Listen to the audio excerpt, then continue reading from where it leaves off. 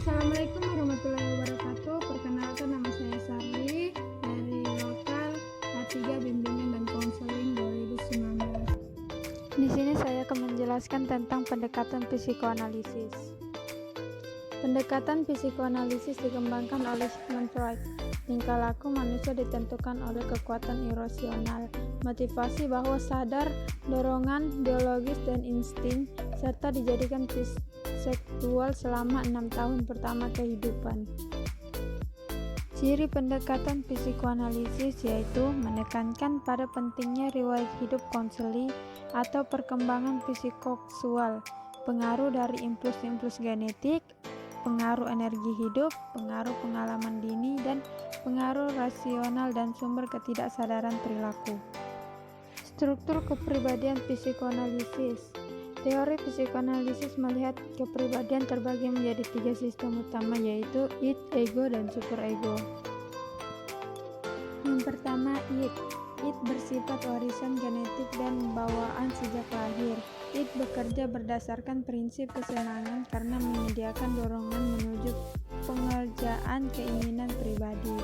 Kedua, ego dilihat dari sebagai satu-satunya unsur rasional dalam struktur kepribadian manusia, bekerja dengan melakukan kontak dengan dunia realitas. Karena kontak dengan realitas, ego menjadi mengontrol utama dalam kesadaran. Yang ketiga, superego. Superego mempresentasikan suara hati beroperasi berdasarkan prinsip realisme moral. Superego mempresentasikan kode moral pribadi didasarkan pada persepsi seseorang mengenai moralitas dan nilai masyarakat.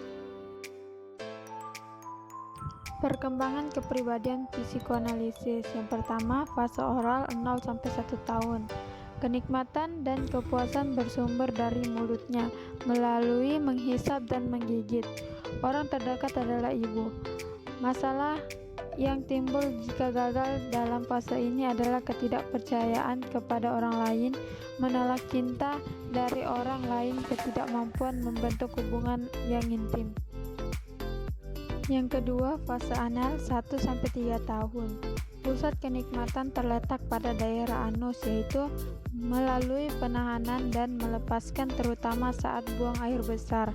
Tugas perkembangan pada masa ini adalah kemandirian, menerima kekuatan personal, dan belajar mengekspresikan perasaan negatif seperti marah dan agresif.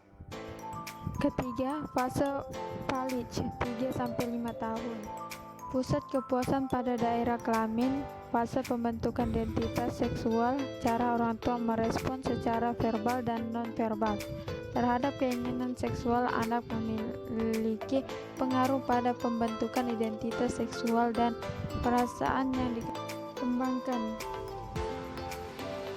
Fase laten 5-12 tahun. Lebih berminat ke sekolah, teman, bermain, olahraga, dan berbagai aktivitas baru. Karena masa ini perkembangan terjadi pada aspek motorik dan kognitif. Fase genital 12 tahun ke atas. Masa puber bagi perkembangan anak, mulai membangun pertemanan, terlibat pada aktivitas seni dan olahraga, serta mempersiapkan karir. Selanjutnya, tujuan konseling. Membuat kesadaran hal-hal yang tidak disadari. Konseling. Hal-hal yang dapat pada ketidaksadaran dibawa ke level kesadaran. Ketika hal-hal yang telah ditekan ke dalam ketidaksadaran dimunculkan kembali, maka masalah tersebut dapat diatasi secara lebih rasional.